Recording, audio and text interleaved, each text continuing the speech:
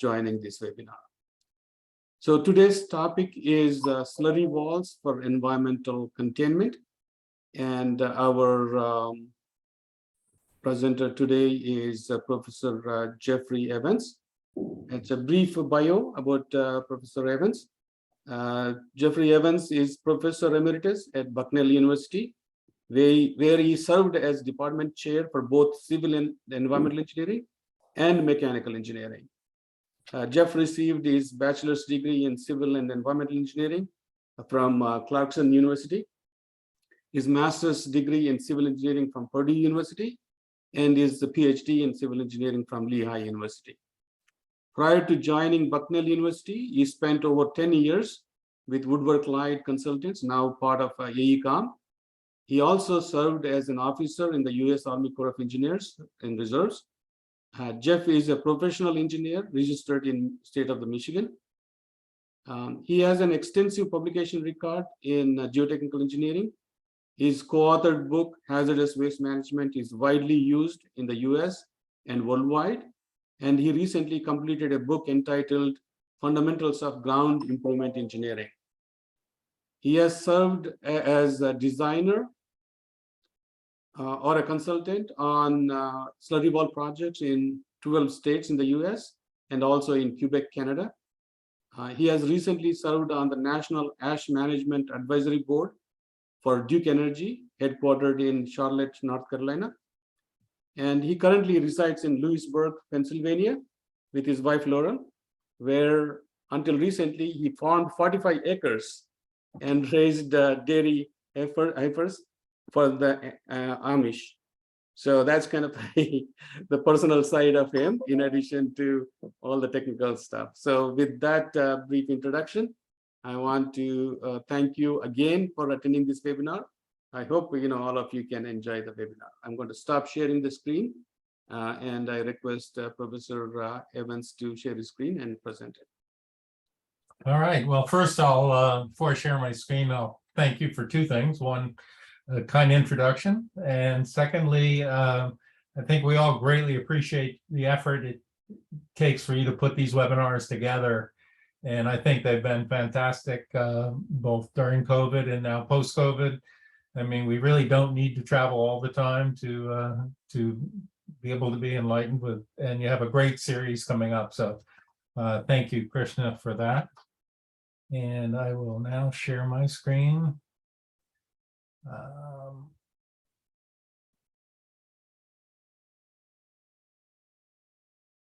You tick mark those, Chair? And okay, Krishna, can you all see the first slide? Yes. Yes. Okay, so today I'd like to talk about slurry walls for environmental containment. Krishna has already done the introduction, so we can move past who I am. And the focus really is on two techniques and their deployment. Soil bentonite and cement bentonite. Can everyone please mute your mics, please? Okay. There we go.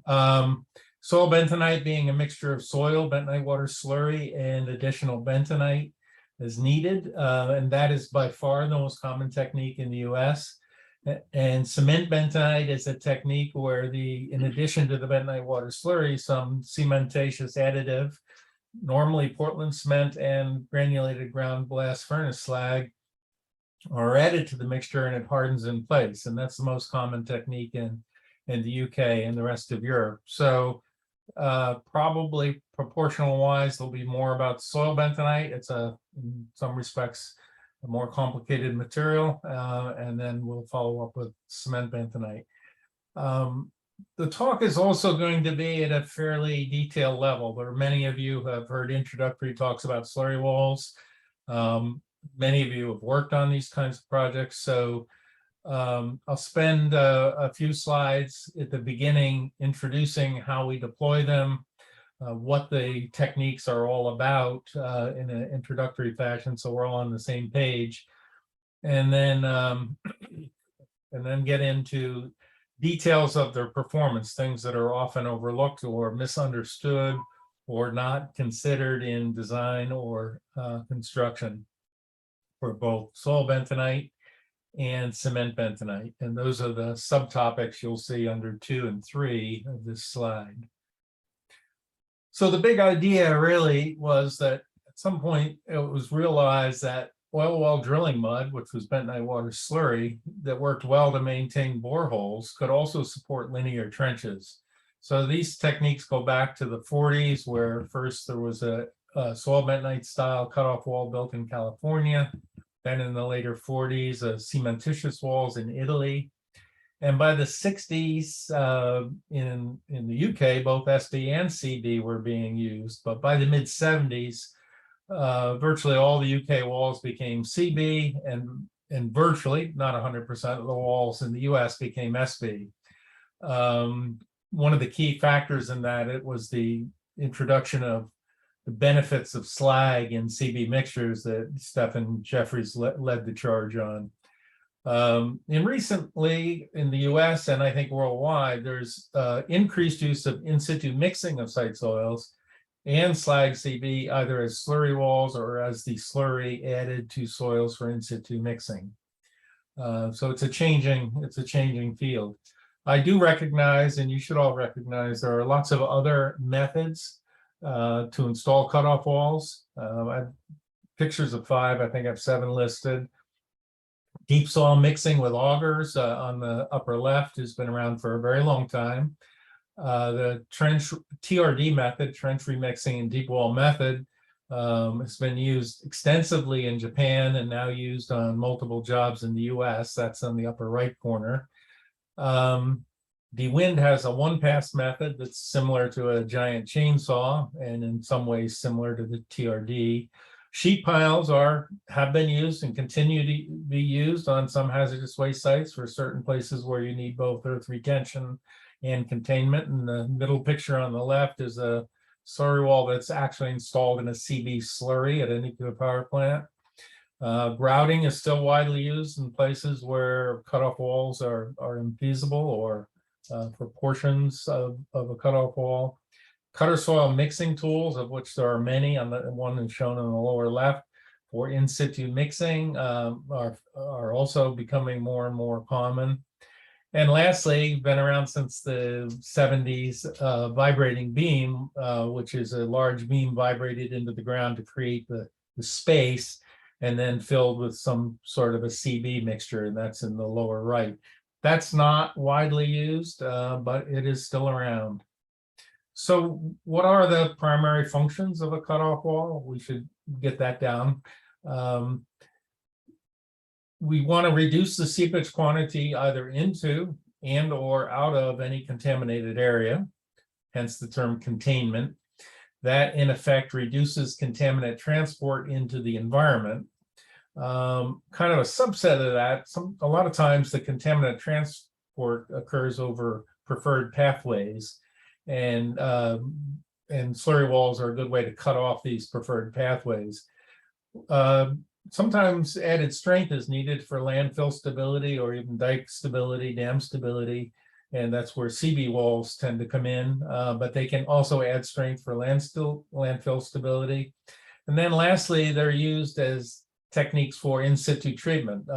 Funnel and gate can form the barrier. Slurry walls with biodegradable slurry can be used to install PRBs and collection trenches. So these are the principal functions, and the deployment, perhaps you've all seen this, came from our hazardous waste management book many years ago. The most common is some circumferential deployment where the barrier wall, slurry wall, is excavated into some confining layer. There's normally a cover inside the surrounding area, the contaminated zone. There'll be some sort of groundwater extraction wells to maintain an inward gradient. So the low permeability barrier and the reverse gradient form to really contain the waste. But other approaches are also used. Here's an up gradient cutoff wall. And this deployment prevents clean groundwater from entering the contaminated zone, so you don't contaminate otherwise clean groundwater. The extraction wells are down gradient, and the key use of this is where the plume has already migrated significantly down gradient, where if you put a circumferential wall, you'd be cutting off contaminated groundwater from recovery. So by putting groundwater extraction wells down gradient without a cutoff wall, one, you don't have to pump as much because you have the upgradient barrier, but two, you can capture that contaminated plume. And then lastly, occasionally they're used down gradient where the designers want to use groundwater flow to flush the contaminants out of the contaminated zone. So by putting it down gradient, you can pump that groundwater, treat it, and you can use the groundwater that flows in as a flushing mechanism. I showed there where they're all keyed into a confining layer, but that's not necessary. That's, again, the most common. But they're also sometimes hanging for various reasons. One, if you're worried about L-NAPL, light non-aqueous phase liquids, they can skim off or prevent that migration. Secondly, sometimes the confining layer is simply too deep. And by putting in a hanging wall, you extend the gradient, the head loss, reduce the flow, even though it doesn't key into a layer. So the very basics, as I said, of slurry trenching have to do with the ability of bentonite water slurry to support the sides of early on the borehole and now linear trenches. So for a slurry trench, you make a bentonite water slurry, normally about 5% bentonite, 95% water. And you can see this is a little fish tank in dry sand. And on the left, if you dig a hole in the sand, it takes an angle of repose. And if the sand were saturated, that would even be a flatter angle. So it'd be very difficult to dig put any kind of barrier in below the water table. Whereas with the bentonite water slurry, it forms a filter cake.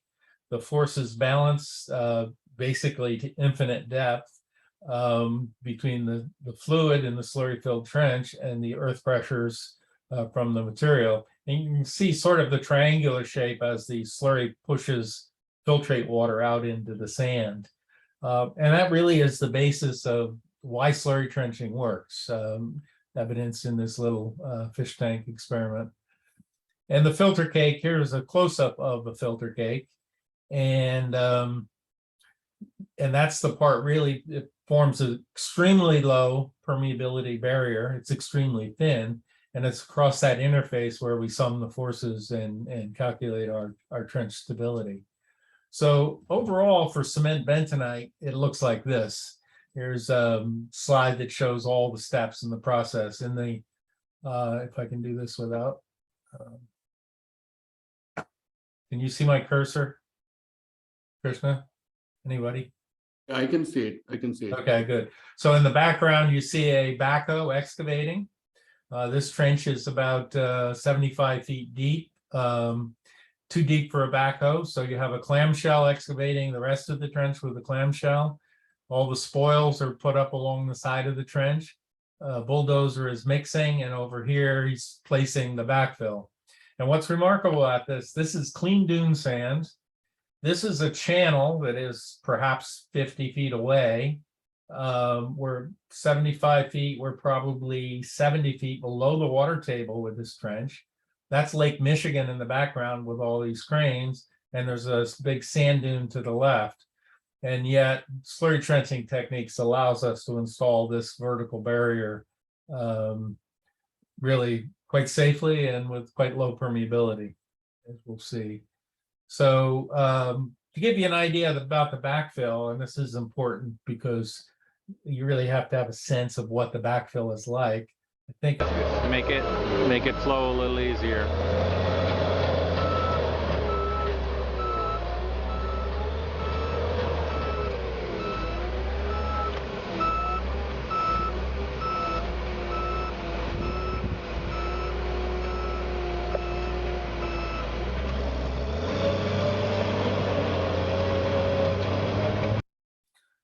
So as you can see, this backfill really consists of a material that can be characterized as something like a high slump concrete.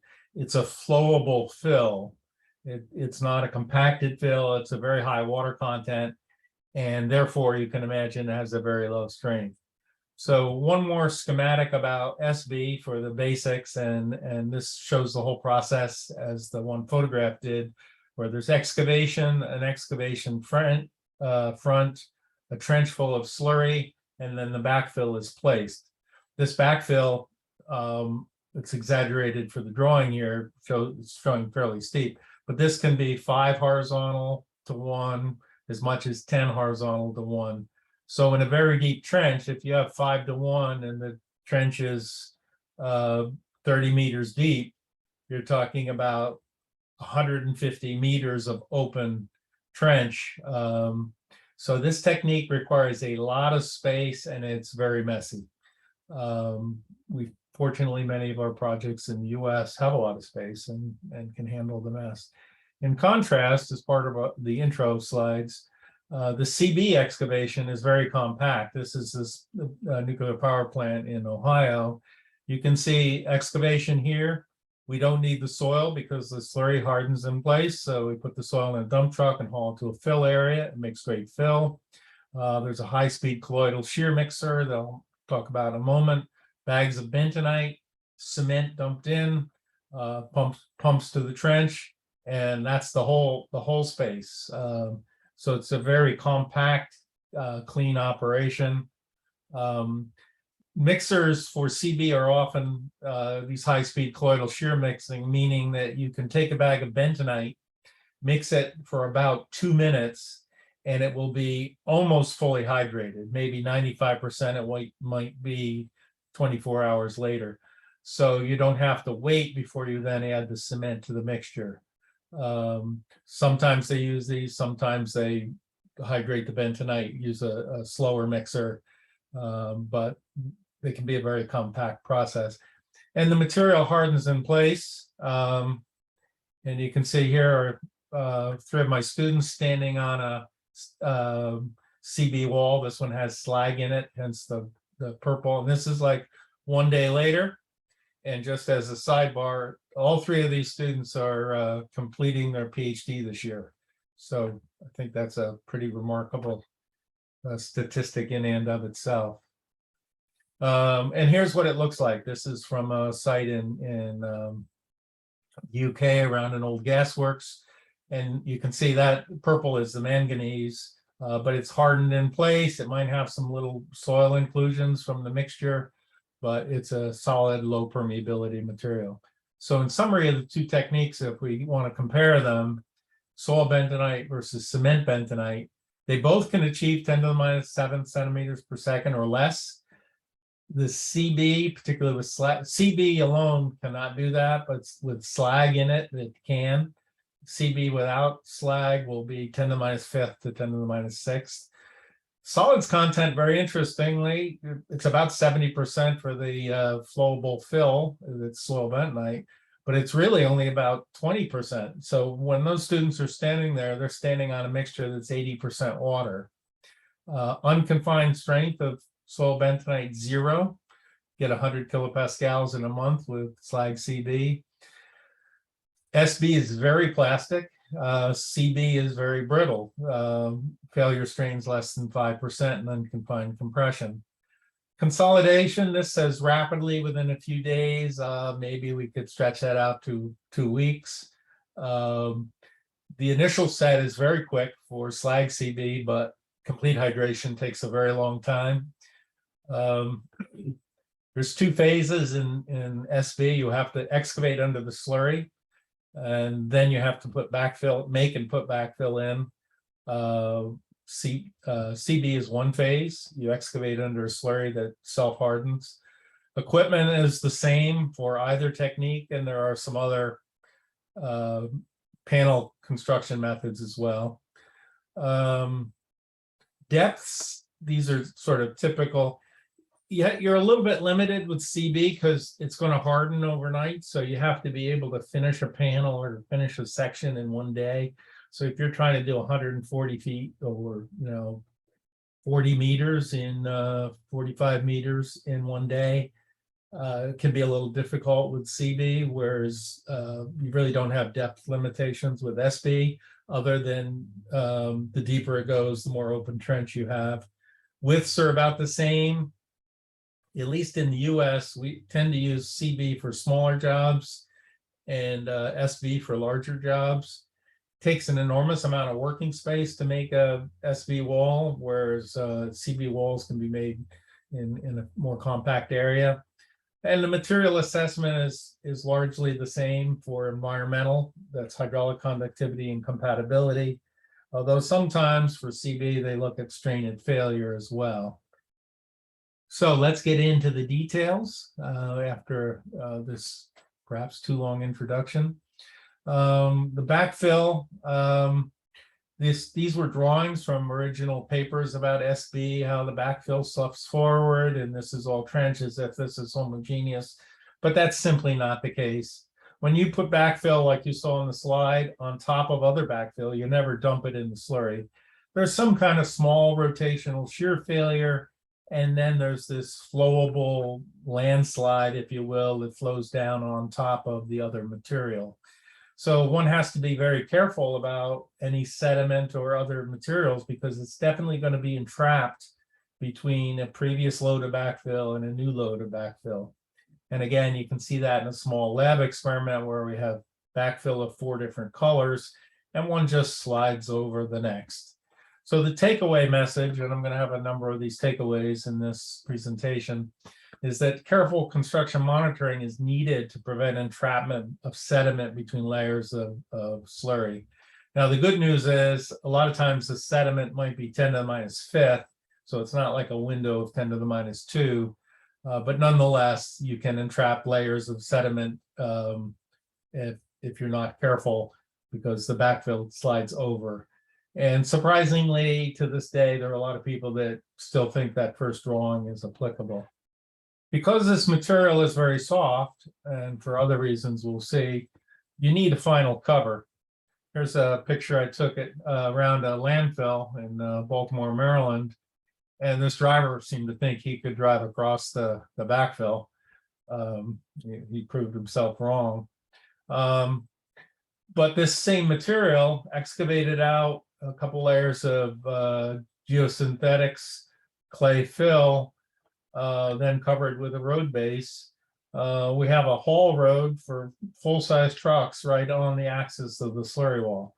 So one, you need final cover for access and preventing damage. But there's another reason you need final cover, and that's because soil bentonite, being dependent upon its hydrated bentonite for its low permeability, can dry. If it dries, if it desiccates, there can be increases in permeability. So I'll start with the bottom slide since it's over. These are just 4 samples from a site nearby around an ash pond where they built a wall in 81 and another one in 87.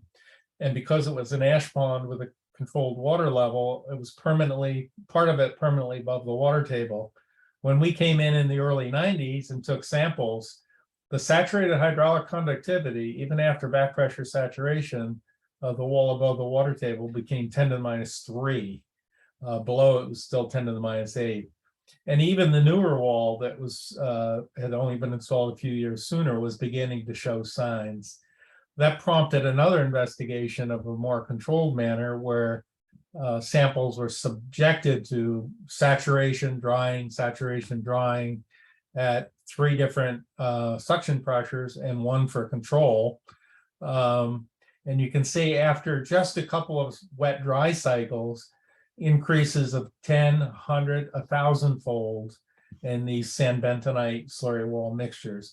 So if you let your slurry wall dry out with a fluctuating water table or permanently above the water table where there's occasional rises, you really have to be concerned. So they need to be covered to prevent desiccation and permeability increases. But this is an area that still needs study.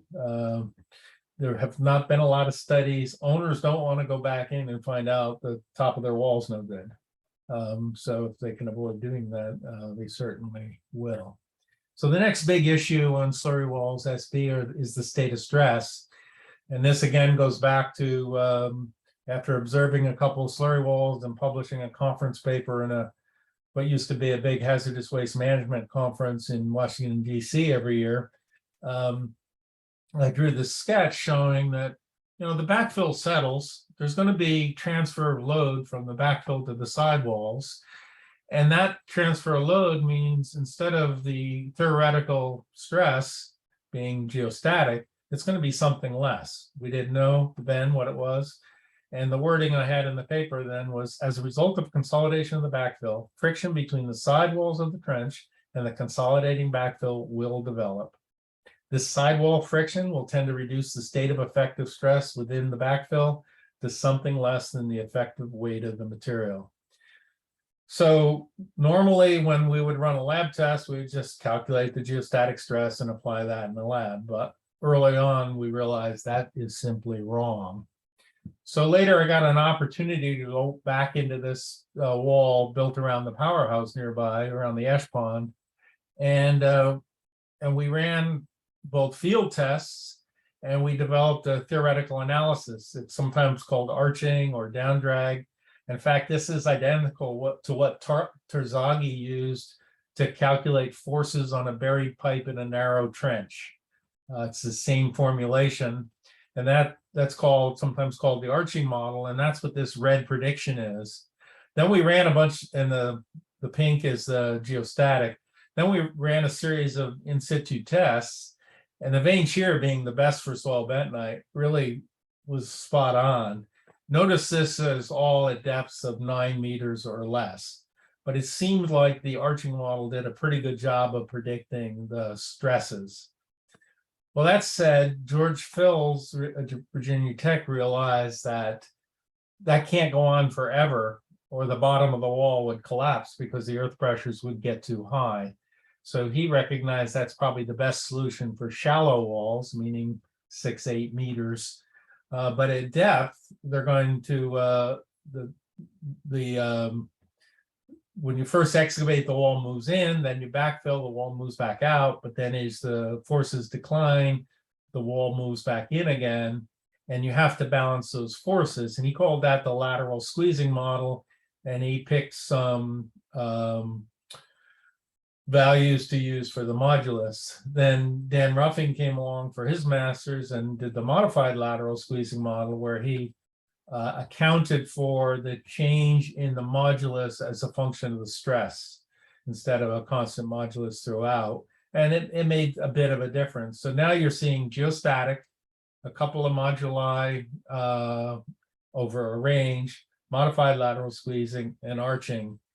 So all that led us to say we still really don't know the state of stress. We certainly know it's less than geostatic. It's probably somewhere in this range. So the kindness of NSF, after writing a decent proposal, they gave us money to build our own slurry wall so that we could monitor it forever and or as long as we want. And we could instrument it however we want, and we didn't have to worry about finding any kind of bad finding because it wasn't an owner's wall. And so here's a picture of our wall. We got it was near on a sand and gravel site, and so we didn't even need a building permit. So we excavated the trench, we backfilled the trench, and the video I showed you was from this backfill here. And because from another grant, NSF supplied us with a drill rig with CPT and vein shear and dilatometer and augers and SPT, and I seem to have forgotten my hard hat when I was running it that day, but we're able to do all the investigations ourselves without having to sub that out. And so we built a fully instrumented slurry wall, and I'll show you some of the data from that. First of all, this is settlement plate data. The settlement plates were installed within hours of the topping out of the backfill. And any of you who have had your first course in soil mechanics, which I assume is everyone on this call, can see that looks exactly like a consolidation curve with primary and secondary. And indeed, I think that's exactly what it is. It's a consolidation curve for a sample. Instead of being 2 or 3 centimeters tall, it's a sample that's 7 meters tall. And it's constrained, not quite constrained in all but one dimension, but mostly. And you'll see also the numbers are quite big. This is 200 millimeters. That's 8 inches for us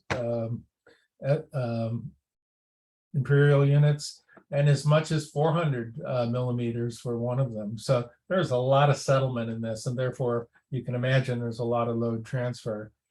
You can also see the dilatometer movement, and this is over time, and so the dilatometer continues to move in as the material consolidates both vertically and horizontally. So there's really 2-dimensional consolidation going on here. But also the bottom of the boring, and this one happens to be a 5.5 meter, 6 meter part of the wall, is constrained. So unlike those assumed movements, really the bottom of the wall is constrained. So you're not going to get the lateral movement on the inside. So we can use that to do predictions and calculations. But better than that, we can install earth pressure monitors. So we got 9 of these cages, earth pressure cells in 3 dimensions, pore pressures, tilt, pitch, roll, everything we needed to know where it was. Then we had to hold it in place while we backfilled. So we built a frame with some cross bracing, which we could hold it while we first backfilled. Then we could release this to slide up and down the frame and let it settle with the backfill. And I'll just show one result or two of many, but here's a combination plot of earth pressures and settlement and inclinometer movement. And we have transverse pressure, longitudinal pressure, and the vertical pressure in these. And the longitudinal and transverse is slightly more, which you would expect, the wall squeezing in on it. The longitudinal is sort of the resultant, and the vertical stress is the lower. So we have a principal stress rotation over normally what you would think of. That is, the major principal stress is transverse, and the minor principal stress is the vertical principal stress. But all these follow the same shape as the settlement curve, the movement of 2 inclinometers, and then they take a bump when we added the backfill. And really, it means that this earth pressure, 1, it's not one value, and 2, it changes with time, and 3, it's a coupled phenomena. It depends on settlement, it depends on the adjacent soil and how much that's going to move. So I don't believe there's going to be one unique answer, although we do have some guidance coming here.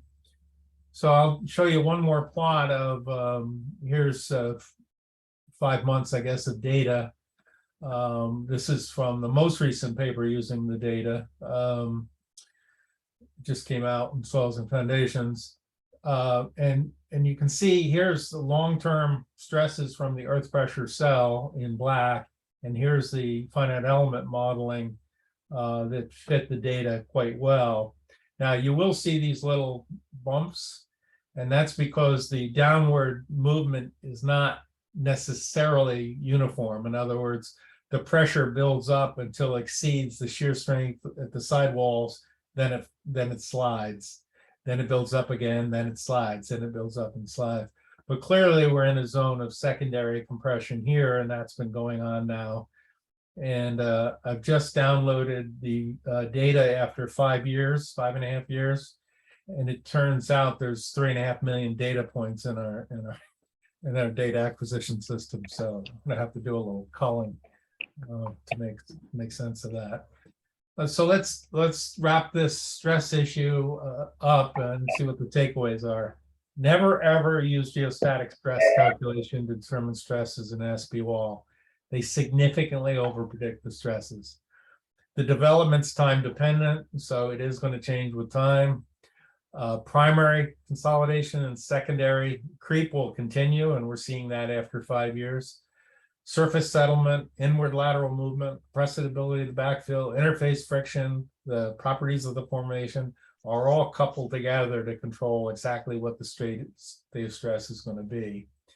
They vary with depth and direction, so there's no single stress. The lowest being the vertical stresses, the highest being the transverse. And the measured stresses are all somewhere in the range of somewhere between arching and modified lateral squeezing. Although in shallow trenches, meaning less than say 6 meters, it's close to the arching model. I'll step back one slide and tell you one more conclusion here that I should have put on. If you take these total stresses of 40 or 60 in this range, 40, and you subtract the pore water pressure, the effective stresses are very, very low, generally under 20 kilopascals. And that's even hard to run in the laboratory.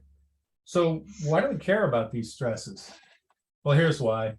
If you take, this is from a slurry wall in Birdsboro, Pennsylvania, and Dan Ruffing ran these tests. If you take the backfill and run the same backfill, field mixed, at different confining pressures, you get different hydraulic conductivities, varying from just a little better than 10 to the minus fifth to something times 10 to the minus eighth on this particular backfill, very highly compressible. Secondly, you get a lot more variability. These reflect variability, these bars, and you can squeeze the variability out. So our lab manager used to joke when I was in consulting, when they asked about a permeability test, he would say, "What do you want it to be?" Because he could make the soil vary over a couple orders of magnitude depending on the test parameters that were used.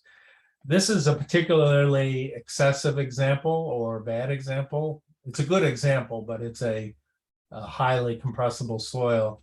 So we did a more controlled lab study and doing soils with low, medium, and fines content, thinking that the lower the fines, the more grain-to-grain contact, the less compressibility, and the less the impact of hydraulic conductivity. And sure enough, you can see that in these curves. And these go from 0 to 5% bentonite. The more bentonite you put in, the more compressible. The lower the fines, the less compressibility. There's an intermediate and there's high fines. So if you have high fines and you put 2 or 3% bentonite, you can easily see 1 or more orders of magnitude change in this effective stress. Now, these are very high values. We're really more interested in this lower range. So jumping to the takeaways here, hydraulic conductivity is clearly stress dependent. Increasing fines content and increasing bentonite content increases stress dependency. The hydraulic conductivity can easily be less than 10 to the minus seventh without dry bentonite if the base soils have medium to high fines, or with as little as 1% additional dry bentonite in the soils that have very little fines. Regardless of the soil type, you can reduce the permeability as much as you want by increasing the bentonite content. And given that the swelling of the bentonite is reversible in certain contaminated environment, a more stable backfill can be made by adjusting the backfill with additional low plasticity or non-plastic fines rather than just adding more bentonite. So that does take us to the next issue, which is compatibility. And you've all seen this again if you've had your first course in soil mechanics. It really goes down to understanding the clay behavior, the bentonite having exchangeable cations and interlayer water. And if you understand that bentonite, you can understand the compatibility. Tie that into Boyd-Chapman. I mean, there are more complicated models, and this, I mean, if you want to read a chapter in Mitchell or now Mitchell and Soga's book, This is a great chapter to get a good understanding of how the chemistry changes. But for today's talk, I'll just simplify to a couple of things that I can show you some data. The Goy-Chapman equation looks like this, where some of the parameters are the dielectric constant, the concentration of the cations, the valence of the cation, and also the pH affects these. So in other words, if you've got sodium that's +1, sodium bentonite swells more than calcium bentonite because calcium bentonite is +2, and that's in the denominator. So sodium bentonite. So you can work this to see what's going to happen to your clay if you change any of the parameters of the pore fluid in terms of whether the diffuse ion layer is going to shrink or it's going to swell.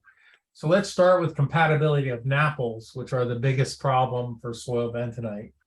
Non-aqueous phase liquids, organic fluids. Here are some tests. I apologize for the quality of the video, but you'll get the point pretty quickly. I should replot these. This is aniline. The thing about NAPLs is they have a somewhat low solubility limit. I think that number may be right. Carbon TET is like 720. No, that's 3. Any case, aniline is 30,000 parts per million, and you can dissolve aniline in water. So 30,000 parts per million, and it has no effect on the soil bentonite backfill. You can run this out multiple pore volumes, months at a time, and it will have no effect because as far as the clay is concerned, the pore water properties haven't changed much. The aniline's dissolved in it. On the other hand, if you put NAPL through pure aniline, it changes enormously. And therefore, that very same soil jumps up several orders of magnitude in hydraulic conductivity.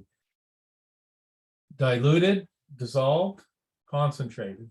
Same thing with carbon TET. Here's 7. This number here is wrong. This should be 720 parts per million. This should have been 720 parts per million. No change. You put concentrated carbon TET in, jumps up a couple orders of magnitude.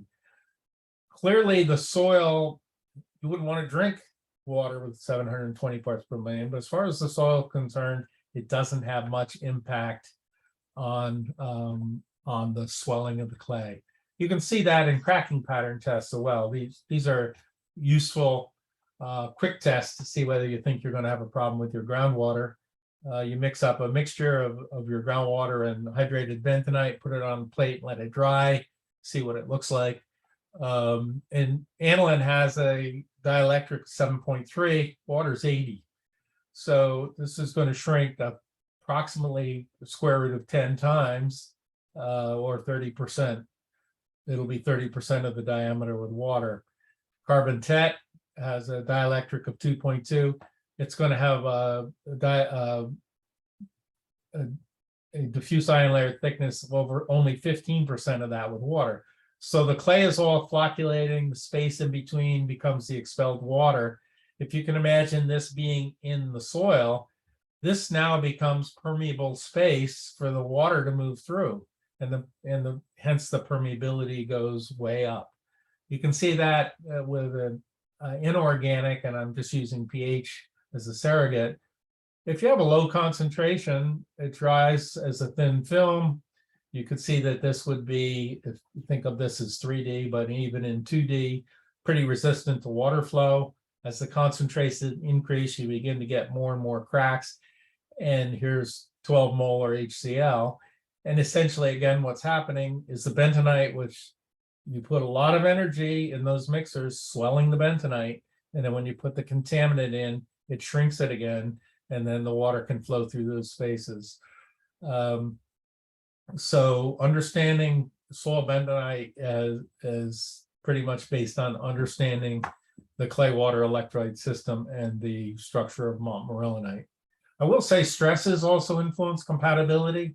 We haven't run tests ourselves, but this is a test by Yalchin Ajar, and he's using kaolinite. But here's a rigid wall permeameter. So when the soil shrinks, the water goes through the cracks. And he had 100 times, this is acetone, 100 times the permeability. On the other hand, when you put it in a flexible wall permeameter and runs the same test, it's 5, it's 4, it's 2.5. So that if you run the test under high confinement, you're actually going to hide some of the negative effects of compatibility. So here are the takeaways. On a site, you need to run site-specific compatibility. NAPL is of most concern. Run the tests at the lowest possible stress and understand the behavior in terms of clay water electrolyte system. I'll just briefly say, if you've been reading about osmotic efficiency, one would think maybe slurry walls have some osmotic efficiency, which would be beneficial, but we run tests on actual field mixtures, and the membrane efficiency is fairly low. Therefore, at least at this stage, unless you're going to design the backfill for osmotic efficiency, that just becomes an extra safety factor for you. So to sum up the backfill design, of a well-graded material. A well-graded material then progressively fills these voids with smaller and smaller materials. So the bentonite only has to do a minimal work. Natural fines content, 20 to 50%. Lower the bentonite, the better for compatibility. Gives you the low permeability, low compressibility, and best compatibility. Now just a few words on slag. Slag is totally different. Slag CB, it's 80% water mixed with bentonite to make the bentonite water slurry, then add the cementitious material. Here's somebody measuring the depth. And these are shear walls. This is the Tuttle Creek Dam in Manhattan, Kansas. The big thing about slag CB is it has strength. So there are other geoenvironmental problems like landfill stability and dike stability that benefit, and they can be used as shear walls as well as low permeability walls. The big benefit came, the big bang came when Stephen Jeffers' work came out that adding granulated ground blast furnace slag to ordinary Portland cement, as long as you're up at a high level, can drop the hydraulic conductivity in an order of magnitude or more. Since this still wasn't widely used in the US, we replicated that kind of work with some more variables like percent concrete, but again, you can see the drop in the hydraulic conductivity. You can also see, though, that the hydraulic conductivity is very time dependent. You have to fully hydrate the cement hydration process has to run out. And therefore, and the slag delays that, it cures rather slowly. So permeability you get in 28 days may be very different than the permeability you're going to have in 90 days. It also turns out that it is a great benefit for strength. That same slag ratio is better than straight cement. Compatibility, it's much better. This is aniline in a perm test. This is aniline in an immersion test, no effect. And that's because it's more of a cement product, and I'll get to why that is. Here is ethanol, same thing, no effect, and no effect in immersion. You do have to worry a little bit about, sorry about that, want my mouse. Have to worry a little bit about sulfates. In confinement, they seem to be okay, but in an unconfined, you can get entrainite crystalline buildup, and if they're unconfined, that causes cracking. So CB in a sulfate wall, highly sulfate area needs careful examination. Here's one in basically in an organic contaminated environment 8 years later, where they dug it out and it's totally intact. And lots of tests have been done.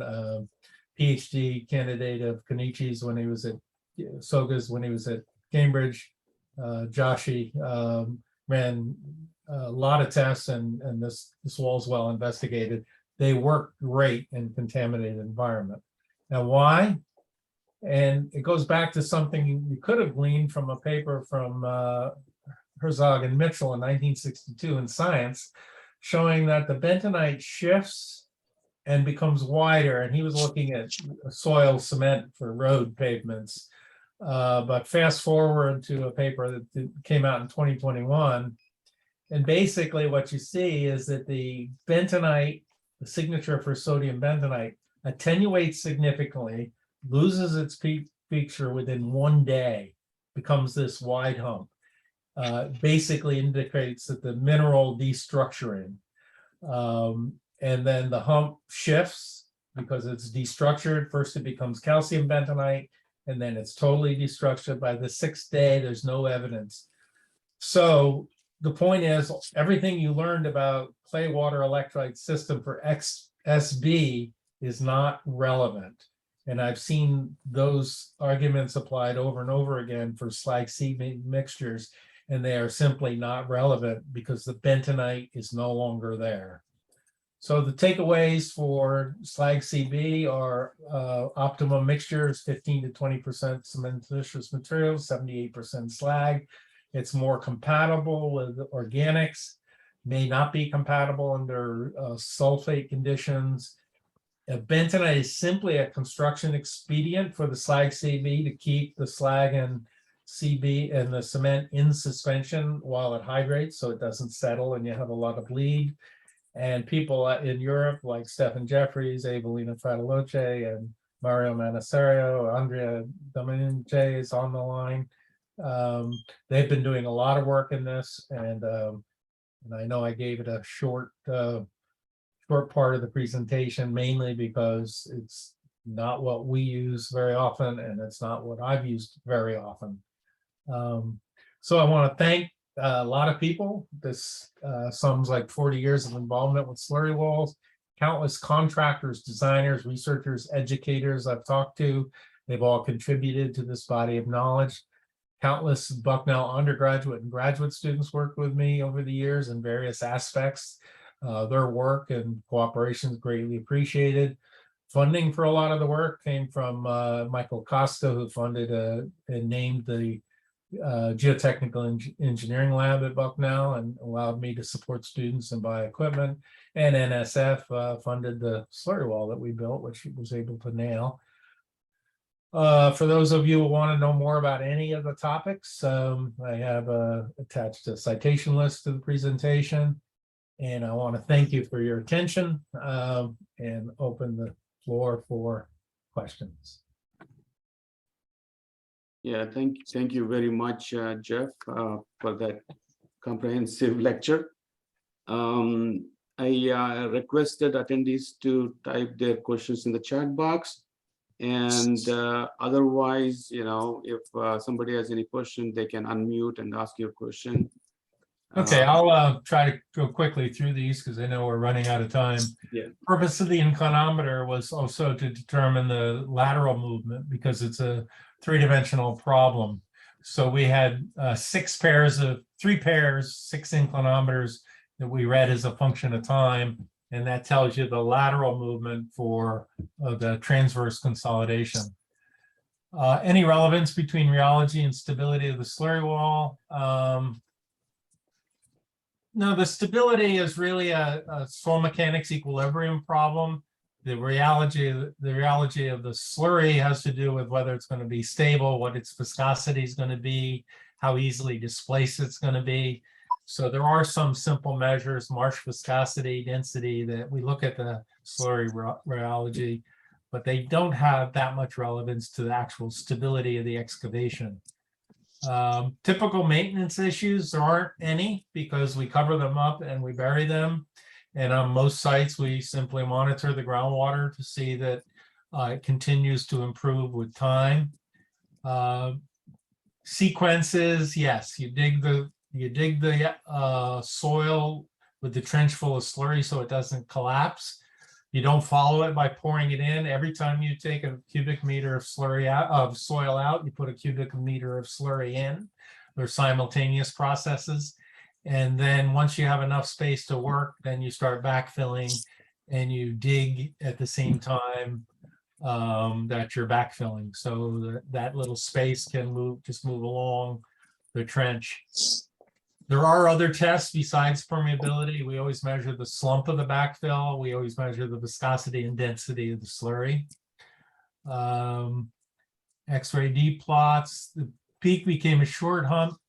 Can it be performed wet? No, that's a problem. You can't do XRDs wet. So we wish we could. What's the design life? generally, David Dappoloni, Elio's son, used to guarantee them forever, infinite. And of course, he went out of business in 1982. So, but for that guarantee, or thereabouts. They're I mean, they're both mineral based. There's no reason, you know, a SB slurry wall, it's just like, how long will your soil last? Well, it'll last forever, right? So there really is no good answer for design life. There are things that can make it shorten it, such as freeze thaw conditions, wet dry conditions, contaminants, compatibility. So those are the things that affect the design life. CB is slag CB is a little different because it really is 80% water. Although the wall that I showed, an 8-year-old picture, is probably 20 years old now, and it's still holding up fine. So I think the design life of these walls is very long. That's the last typed question, I think. Any work being done using SB mix in an area underneath? That would be a soil mixing method, yes. And essentially jet grouting is soil bentonite. It's actually got some cement in it as well. But for horizontal layers, you can't use the vertical excavator. So you have to have some other tool that can mix the soil horizontally. So Krishna Reddy wants to know, is the bentonite keep absorbing contaminants over the years? So if we get too contaminated, in the case of high rainfall, will it be released? Is it a suitable method to stop or resist? No, that's not my comment, Jeff. I think somebody sent it to me, so I. Oh, okay. That's done it to you. So there are. Yeah, that's the famous Stephen Jeffries capacitor question. We think it's a good idea to slow the rate of contaminant transport into the environment, but this poses the question of whether that really is a good idea. If the contamination rate into the environment, if the environment can assimilate it, maybe that's better than storing up all the contaminants in the bentonite and then having some change in pH or groundwater and releasing them all at once. So that's a very good philosophical question that I really even didn't get into the absorption of contaminants and breakthrough curves and that aspect of the cutoff walls. But that's a good question to ponder. It would be a great problem for a graduate student to model. What if you slow the contaminants, absorb them, and then change it? What happens to points down gradient that you're monitoring, receptors? One could model both scenarios, either a slow release or the bentonite absorbing and then having a rapid release. Should I keep going, Krishna? Yeah, I know there are many other questions, so I would request everyone to contact Professor Evans, via email, so that you can get your answers. So I don't want to keep other people busy. So I want to thank Professor Evans for taking time and giving this comprehensive presentation. As you said, he has been working for over 30-40 years on this subject. It's nice to hear from him about this one. So just I want to mention that we will meet next week. So it's on every Thursday, same time. I know there is some confusion with the time, but so you should have the schedule or go to this website. You can find the schedule and all the details. So the next Thursday, we're going to hear from Dr. Craig Benson. So I hope to see all of you. So we had a good attendance. I think when I was looking one time, it was 234 attendees. So hope my goal is to have these webinars enrich the knowledge of all the people working in geoenvironmental engineering. So thanks a lot, everyone, and thanks, Jeff, again. So we'll see everyone next week, Thursday, same time. Thank you, everyone, for attending. Thanks, everyone. Thank you for your time. Thanks a lot. Thank you. Thank you very much. Thank you very much. Thank you very much, Prof. Thank you. Was very, very Thank you, good. sir. Thank you very much, Professor. Thank you very much. Thank you very much. Thank you, Professor. Commissioner. Thank you, Chair. Thank you very much. Ray Bucknell. Thank you, sir. Okay, Max. I Thank hear you, sir. Take care, Dr. Abbott. Una laptop yan. Mhm. The good, Jeff. I think, sorry, we didn't have time to go over, a bunch of other questions. There were a lot of questions. Yeah, there were only a couple more. So No, I realized that I knew I was covering a lot of I think material. for some reason, instead of sending them to you directly, they were sending it to me. So I copied and Oh, I see. send them to you. Like there were a bunch of them. So, but anyway, so hopefully, they will contact you. Once you close this, I won't be able to see the chat, will I? You can save the chat. You go to the chat box. Can you see the chat box? I can see the chat box. Yeah, see the three dotted lines there. Yep. Yeah, click that one.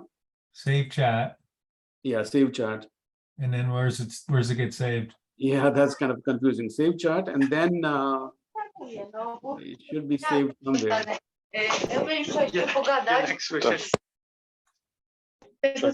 Na wiosnę nie It should be somewhere on your computer, or kwalifikacje uprawnień. Weź powiedz, kogo do tego zespołu bierzemy.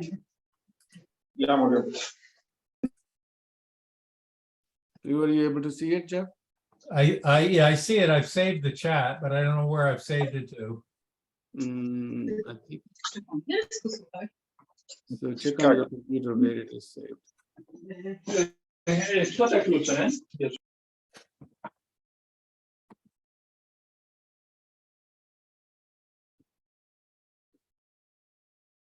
I can save it and send it to you, Jeff. Okay, yeah, because there's some other messages. People, I'd be happy to write back. Sure. All right. So thanks a lot. So I'm going to end the meeting. All Is that right. okay? Sounds good. All right. All right. Bye, Thanks, everyone. Krishna. Yeah. Yeah. Bye, everyone. Bye now.